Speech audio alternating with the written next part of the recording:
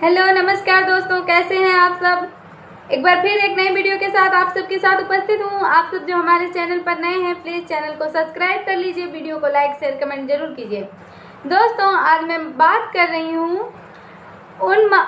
इतिहास की उन महान वीरांगना के विषय पर जिन्होंने कभी हार नहीं मानी। उन्होंने अपने ऊपर होने वाले अत्याचार, शोषण, उनके साथ जो कुछ भी हुआ उसका बदला उन्होंने लिया। दोस्तों तो आइए जानते हैं इस वीडियो के माध्यम से। साल था 1981, उत्तर प्रदेश का बहमई गांव। यहाँ एक साथ 22 ठाकुरों को एक कतार में खड़ा करके गोलियों से भून दिया जाता है। रात में अंजाम दिया गया ये हत्याकांड दिन में मीडिया की सुर्खियों में छा जाता है। दोस्तों उत्तर प्रदेश के उस वक्त के सीएम वीपी सिंह को इस्तीफा तक देना पड़ा था। इस हत्याकांड के बाद सब जगह एक ही नाम गूंजता है, डाकू फूलन देवी का। खुद प्रधानमंत्री इंदिरा गांधी को भी इस मामले पर नजर रखनी पड़ी थी।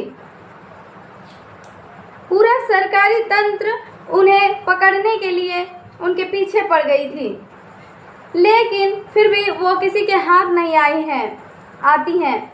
ये कहानी है बिहड़ों में घूमने वाली बैंडेड क्वीन यानी कि डाकू रानी फूलन देवी की।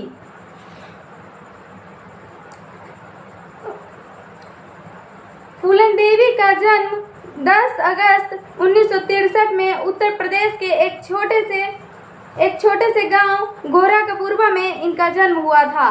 फूलन का परिवार बेहद ही गरीब था। हालत ऐसी होती थी कि कभी कभी घर में खाने तक की लाले पड़ जाते थे। फूलन के परिवार के पास सिर्फ 1 एकड़ जमीन था जिस पर खेती करके वो अपना पेट पाला करते थे। फूलन जब 11 साल की थी तो उनके चाचा ने उनके जमीन पर कब्जा करने की कोशिश की थी।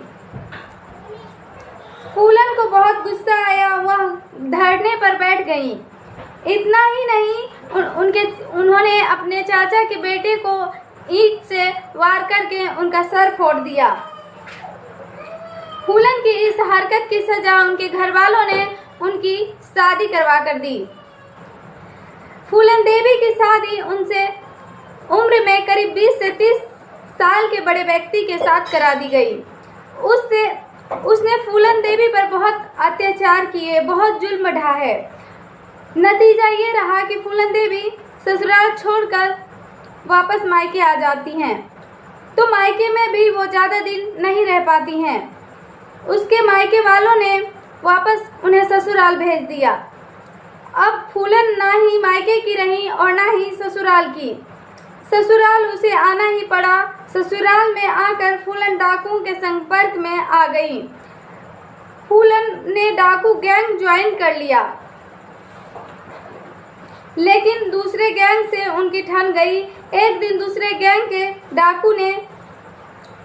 गैंग के लोग जो कि राजपूत लोग थे।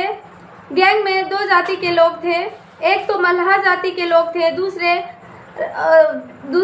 राजपूत जाति के लोग थे। तो जो राजपूत जाति के लोग था तो फूलन देवी को एक गंदी नज़र से देखता था, उनके साथ अभद्र तरीके से व्यवहार करता था। तो उनके जो मल्हा जाति के लोग थे उनसे ये बर्दाश्त नहीं हुआ। उन्होंने उनको जान से मार डाला। तो नतीजा ये हुआ कि दोनों जाति में विवाद हो गया और राजपूत जाति के लोग गैंग में ज़्यादा थे और मल्हा जाति के कम थे। तो दोस्तों जो राजपूत जाति के लोग थे उन्होंने एक दिन फूलन देवी को अगवा कर लिया, लेकिन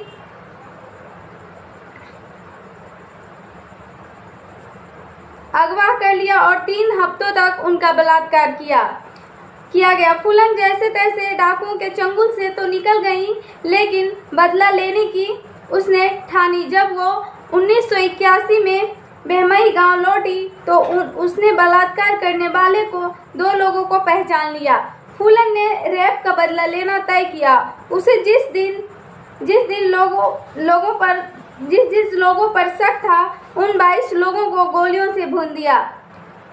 इसे ही बहमई हत्याकांड का नाम दिया गया। इस हत्याकांड के बाद पुलिस फूलन देवी के पीछे पड़ गई, लेकिन उसे पकड़ ना सकी। हत्याकांड के 2 साल बाद यानी कि 1983 में फूलन ने सरेंडर किया। सरेंडर करने की फूलन की इकलौती शर्त ये थी कि उसे उत्तर प्रदेश पुलिस को ना सौंपा जाए। उस पर हत्या, डकैती और अपहरण की कुल मिलाकर 48 चार्जेस लगे। फूलन 11 साल तक जेल में रही। साल 1994 में उत्तर प्रदेश के उस वक्त के सीएम मुलायम सिंह यादव ने फूलन के खिलाफ सभी केस वापस ले लिए और फूलन को रिहा कर दिया। बहुत कम लोग ये जानते हैं कि जेल से रिहा हुए फूलन देवी 2 साल तक साउथ दिल्ली के गुरमोहन पार्क में रहीं। 1996 में फूलन समाजवादी पार्टी से चुनाव लड़ी और वे समाजवादी पार्टी से लड़ी और वे मिर्जापुर से सांसद बनी। मीडिया की रिपोर्ट से माने तो 25 जुलाई 2001 को शेर सिंह राणा उससे मिलने आया। उनसे ठाकुरों की हत्याकांड का बदला लेने के लिए फूलन को गोली मार दी और इस तरह बैंडिट क्वीन के नाम से मशहूर हुई डाकू रानी फूलन देवी का अंत हो गया। फूलन देवी की कहानी संघर्षों भरी रही। परिस्थितियों ने उसे बिहड़ का डाकू और कातिल बना दिया और सारे अपराधों से जब मुक्त होकर उसने अपनी जिंदगी की शुरुआत की थी तो उनकी हत्या कर दी गई। लेकिन बलात्कार का बदला, हत्या और जेल की सजा और इन सब से गुजरकर फूलन एक सांसद बनी। डकैत से सांसद तक का सफर करने वाली फूलन देवी के जीवन पर बैंडिट क्वीन का भी फिल्म निर्माता शेखर कुमार बना चुके हैं। बैंडिट क्वीन पर बना हमारा ये वीडियो आप सबको कैसा लगा प्लीज़ कमेंट करके ज़रूर बताइए। दोस्तों, आप सबसे मेरा यही रिक्वेस्ट है, यही विनम्र निवेदन है कि प्लीज़ आप सब हमें सपोर्ट कीजिए, हमारे चैनल को सब्सक्राइब कीजिए और हम जो